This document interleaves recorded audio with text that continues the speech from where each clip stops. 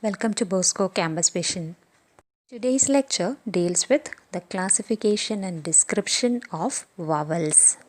Speech sounds may be broadly classified into two groups, vowels and consonants.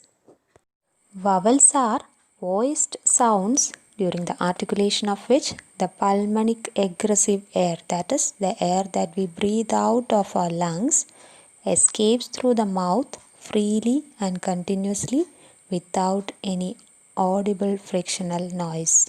When we articulate vowel sounds, there is no narrowing anywhere along the oral passage. So, the air from the lungs escapes freely. Again, there is no obstruction anywhere along the oral passage, and so the air from the lungs escapes continuously. For example, when we articulate the sound ah, the air escapes through the mouth freely and continuously. There is no narrowing or obstruction anywhere along the oral passage. Vowels are thus articulated with a stricture of open approximation. Stricture in the sense that the manner of articulation. So, during the production of vowel sounds, the active articulator, that is the tongue, is raised towards the passive articulator, that is the roof of the mouth, in such a way as to leave sufficient space between them for the air to escape freely and continuously. In order to describe a vowel sound, we take into account three criteria. These are the position of the lips, the part of the tongue that is raised, and the height to which the tongue is raised. Now, let's consider these 3 points in some detail. The position of the lips. Based on the position of the lips, vowels can be classified into rounded vowels and unrounded vowels. Rounded vowels are vowels during the production of which the lips are rounded. For example, when we articulate the sound O as in short, our lips are rounded. Unrounded vowels are those during the articulation of which the lips are spread or neutral. For example, the sound E as in seat is unrounded. Again, according to the part of the tongue that is raised, vowels can be classified into 3 categories: front vowels, back vowels, and central vowels.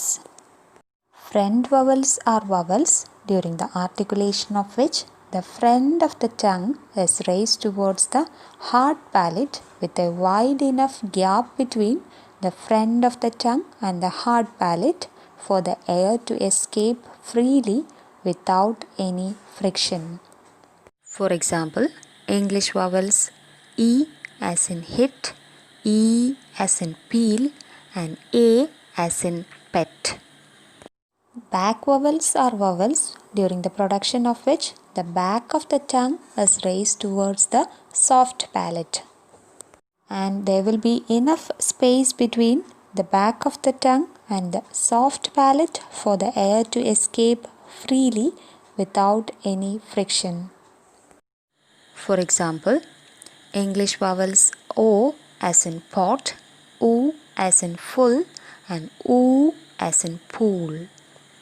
Central vowels are vowels articulated with the center of the tongue raised towards that part of the roof of the mouth which is between the hard palate and the soft palate.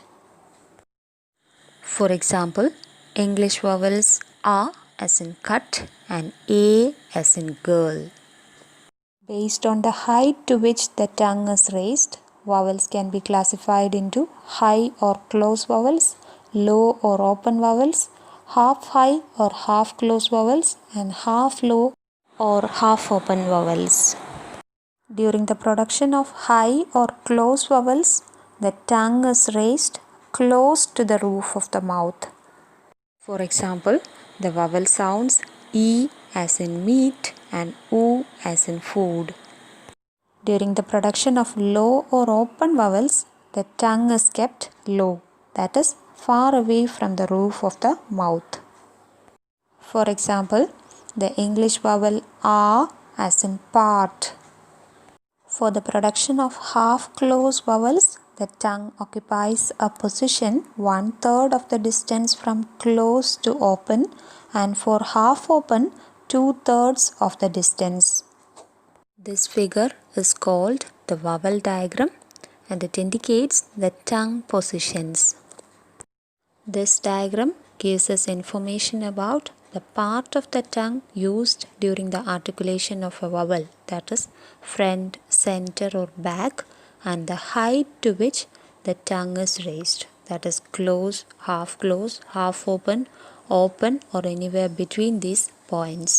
The top left corner of the diagram indicates the front closed position, and the top right corner indicates the back closed position.